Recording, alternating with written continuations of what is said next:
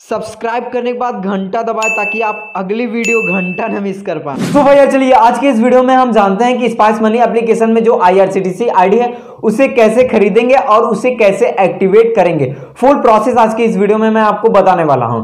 तो मैं आपको बता दूं यह वीडियो शुरू से लेकर लास्ट तक देखिएगा ताकि आपको अच्छे तरीके से समझ में आ जाए। और हाँ, मैं आपको बता दूं ना, इस वीडियो को यदि शुरू से लेकर लास्ट तक देख लेंगे ना तो आपको कोई दूसरी वीडियो देखने की जरूरत ही नहीं पड़ेगी। और चलिए आज की इस वीडियो को हम शुरू करते हैं। लेकिन मैं आपको बता दूं इस वीडियो को फुल स्क्रीन में रोटेट करके देखिएगा और फिर से मैं आपको बता रहा हूं कि इस वीडियो को शुरू से लेकर लास्ट तक देखिएगा। तो चलिए अब इस वीडियो को हम शुरू करते हैं। तो भैया चलिए सबसे पहले मैं आपको बता दूं यहां पर 4 चीजों की जरूरत पड़ेगी। तो चलिए सबसे पहला चीज मैं आपको बता देता हूं, यहां पर क्या है कि आपको एक फ्रेश मोबाइल नंबर की जरूरत पड़ेगी जो कि आपका IRCTC से लिंक ना हो। अब दूसरा चीज जो है, यहां पर आपको एक फ्रेश जीमेल आईडी की जरूरत पड़ेगी, वो भी आपके पहले जो है आपके यहां IRCTC में लिंक ना हो। आपको फ्रेश मोबाइल नंबर और फ्रेश जीमेल आईडी की जरूरत पड़ेगी। और तीसरा जो है आपको आधार कार्ड के मोबाइल नंबर की जरूरत पड़ेगी।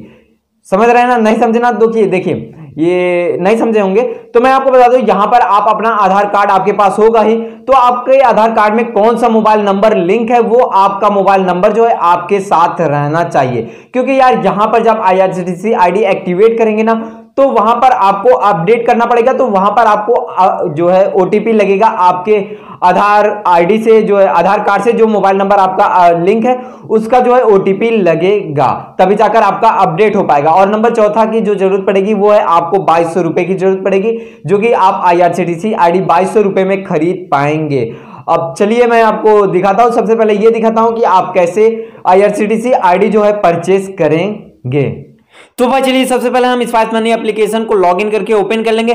फिर उसके बाद में यहां पर हमने लॉगिन पहले से ही कर रखा है। फिर उसके बाद में यहां IRCTC के ऑप्शन पर क्लिक करेंगे। तो चलिए IRCTC के ऑप्शन पर क्लिक करने के बाद में यहां पर लोडिंग लेगा। फिर इसका यहां पर कुछ ऐसा इंटरफेस दिखाई देगा, become IRCTC agent for just ₹2200 में।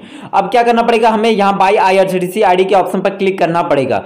तो ये एलिजिबिलिटी क्राइटेरिया जो देख रहे हैं हमें इस पर ध्यान नहीं देना है। अब हमें केवल यहाँ पर बाय IRCTC आईडी पर क्लिक करना पड़ेगा।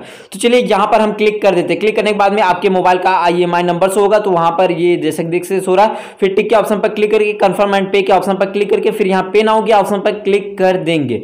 तो चलिए पे नाउ के ऑप्शन पर हमने क्लिक कर दिया। फिर यहाँ से हमारे वैलेट में से 2200 रुपए कट जाएगा। और हमारा यहाँ पर देख सकते हैं आईडी एक्टिवेशन टाइम 4 से 5 दिन बता रहा है कि हमारा आईडी जो है 4 से 5 दिन में एक्टिवेट हो जाएगा।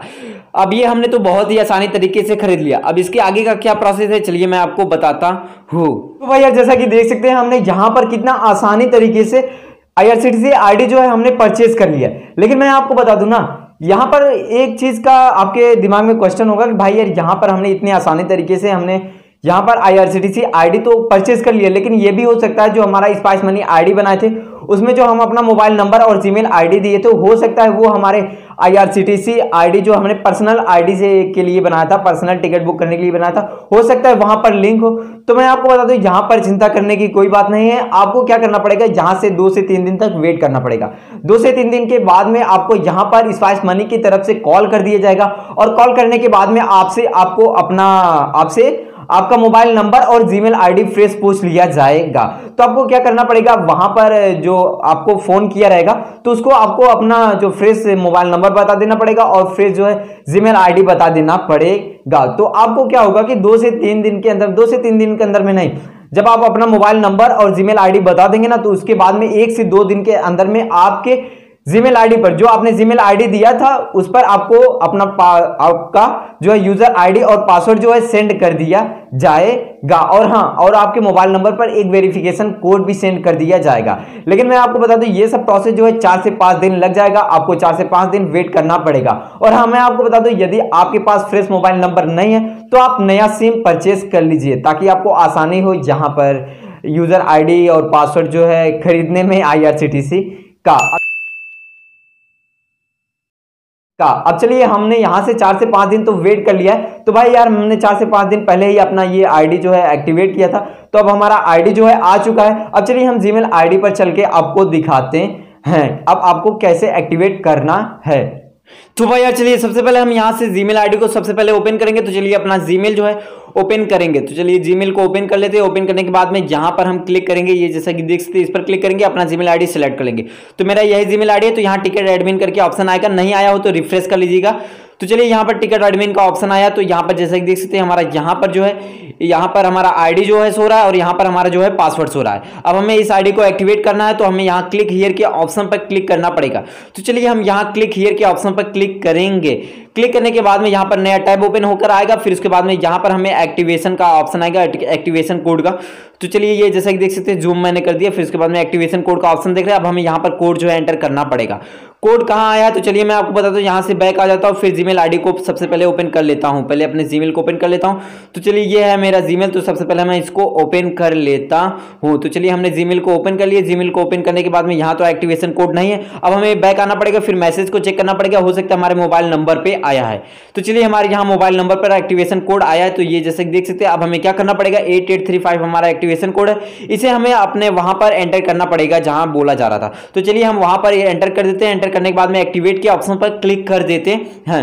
तो चलिए हमने यहां पर जो है क्लिक कर दिया है। क्लिक करने के बाद में एक्टिवेट के ऑप्शन पर, तो यहां जैसे देख सकते हैं एजेंट इज एक्टिवेटेड सक्सेसफुली हो गया है। तो अब हमें इसी के ऑप्शन पर क्लिक करना पड़ेगा। ये जो ग्रीन लाइन दिख रहे हैं, ग्रीन ग्रीन वर्ड दिख रहे हैं, हमें इस पर क्लिक करना पड़ेगा। इस पर क्लिक करने के बाद में तो ये जैसा कि देख सकते हैं हमारा कुछ ऐसा इंटरफेस ओपन होगा। ये यहां पर जैसा कि देखिए ये हमारा कुछ ऐसा इंटरफेस ओपन होगा। तो अब हमें क्या करना पड़ेगा, यहां पर हमें यूजर आईडी और पासवर्ड जो है एंटर करना पड़ेगा। जो हमारा जीमेल आईडी में आया था, जो मैंने आपको बताया ना, यूजर आईडी हमारा पासवर्ड जो है जीमेल आईडी में भेज दिया गया है। अब हमें क्या करना पड़ेगा, वही यूजर आईडी और पासवर्ड जो है एंटर करना पड़ेगा।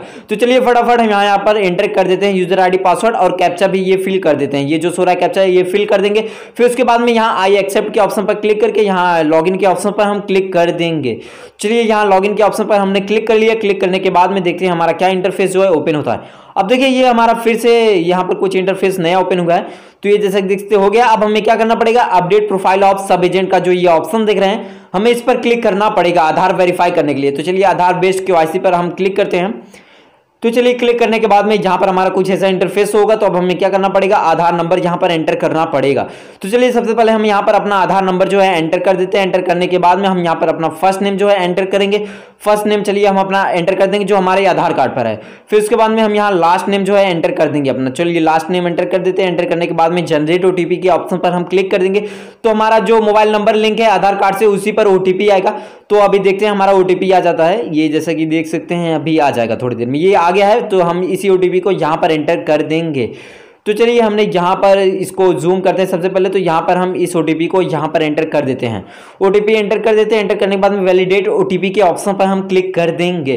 तो चलिए यहाँ वैलिडेट ओटीपी के ऑप्शन पर हम क्लिक कर देते हैं। वैलिडेट ओटीपी के ऑप्शन पर क्लिक करने के बाद में यहाँ पर जैसा कि देख सकते हैं कुछ ऐसा इंटरफेस शो हो रहा है।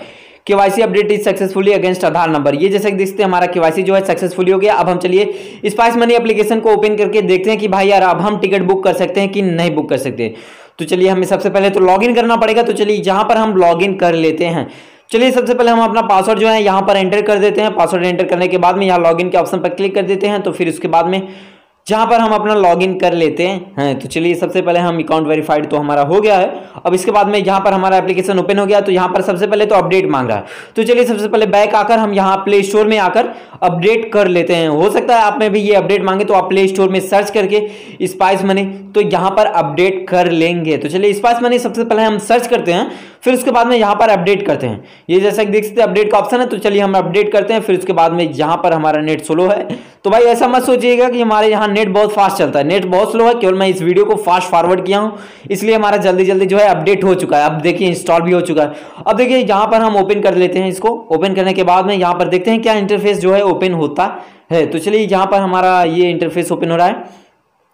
तो चलिए हम यहाँ पर ओपन हो जाने देते हैं। ओपन होने के बाद में यहाँ पर देखते हैं, यहाँ ऊपर आते हैं, स्लैश करते हैं, यहाँ ड्रैग करते हैं। फिर उसके बाद में आईआरसीटीसी के ऑप्शन पर क्लिक करते हैं। तो फिर उसके बाद में यहाँ पर अभी भी वही सो रहा है भाई, जो हमने आईडी एक्टिवेट किया था वो भी अभी सो रहा है। अब चलिए ये जानते हैं कि भाई यार अभी भी ये हमारा कब क्यों सो रहा है और हमारा अभी कब एक्टिवेट होगा। तो भाई यार जैसा कि देख सकते हैं हमने यहाँ पर अपने आईडी को जो है एक्टिवेट कर लिया और आधार कार्ड को भी अपडेट कर लिया। लेकिन मैं आपको बता दूं यहाँ पर जब हमने यहाँ स्पाइस मनी एप्लीकेशन में आया तो वहां ट्रेन के ऑप्शन पर क्लिक किया तो वहां पर book now train ticket book करने का ऑप्शन ही नहीं शो हो रहा था।